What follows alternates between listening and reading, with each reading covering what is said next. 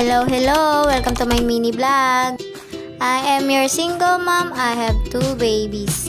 Halina't panoorin niyo ako sa kaganapan ko na mommy's duties, ati's duties.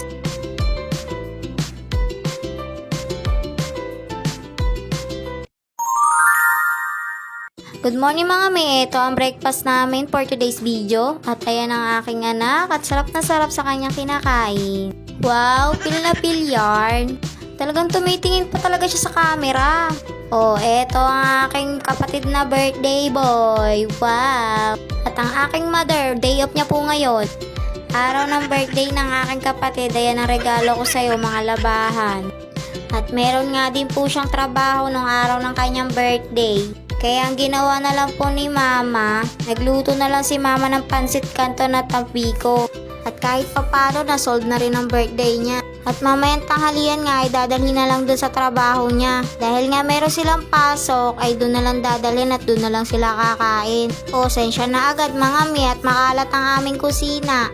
Dahil nagluluto si mama ng biko. At eto, di siya makaluto ng maayos dahil yung apo niya ay ayaw magpababa at iyak ng iyak. Ito yung malagkit mga mi. Arnibal pa lang po yung naluluto. Ano ba yan? Diyos na ang buhay ko, charis. Ayan na po, luto na po ang biko ni Maring Rosalinda. O, wag kayo, biko pa lang yan. Wala pa yung pansit canton. Bandang hapon at natapos na kami maglaba ni mama. Hindi ko na nabidyohan yung pagluto ni mama ng pansit canton at ayun na nga, dinala na ng kapatid ko sa trabaho nila. At eto ang mama ko, hindi man muna magpahinga kung ano-ano pang pinagkagawa at pinagbubuting-ting. At ika niya, naglalapusak daw po doon sa gilid kaya pinukpok niya tong mga tira-tirang mga bato-bato at yan nilalagay niya dyan sa gilid. Sobrang dami naming labahan at di na magkasya doon sa sampayan sa loob kaya eto sa labas na lang. Nagmukha tuloy piyesta dito sa bahay namin. Bandang kinagabihan eto natambakan ng hugasan. Diyos ko, ayan, tinugasan ko na at ayoko makitang makala.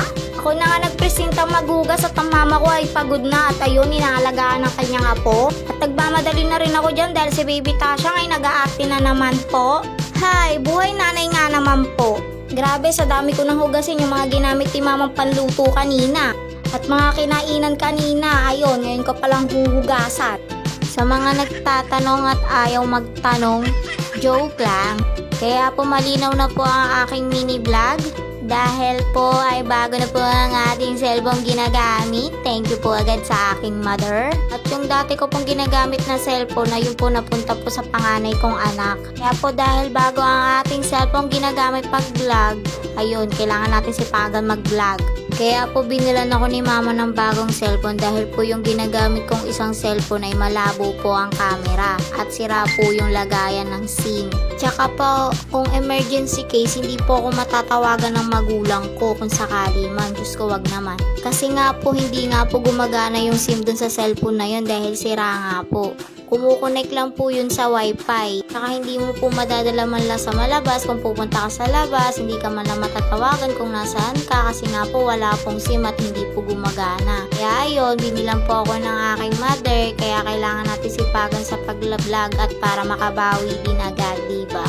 Isa ngayon ay taong bahay lang po ako at inaalagaan ko po ang 2 kong anak. Kaya po wala pa po akong trabaho hanggang ngayon. Kaya hindi pa po ako makabawi sa kanila. Kaya eto na lang po ang pinagagawa kong pagbablog para sakali mang mapalad, ayun, pwede pong kumakabawi kahit pa paano po, diba? Sakaling pala rin talaga sa pagbablog, sana naman. Saka naman, meta at chari. Kaya po lagi po ako nagpapasalamat sa magulang ko kahit pa paano sinusuporta po nila ako sa araw-araw at lalo na ang aking 2 anak. Yung mga pangangailangan nila at lalo na po yung panganay ko dumidedi pa po at mga kailangan pong pamper sila po ang sumusuporta. Tsaka po yung 2 kong kapatid na lalaki kahit pa paano nag-aabot din po para sa kanilang pamangkin. Kaya po malaking pasasalamat ko po sa kanila. Kaya po nakakaraos po ako sa pangangailangan ng mga bata dahil po sa kanila. Kaya thank you po agad. Thank you rin po kay Papa God dahil hindi niya po ako pinapabayaan dahil po binibigyan niya po ang lakas ng pangangatawan para maalagaan ko pa ang mga anak ko.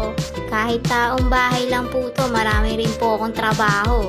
Kaya po sipag lang po ng sipag, wag po tayong mapagod, pwede magpahinga kahit saglit. Hanggang dito na lang mga mi, bukas ulit, bye bye!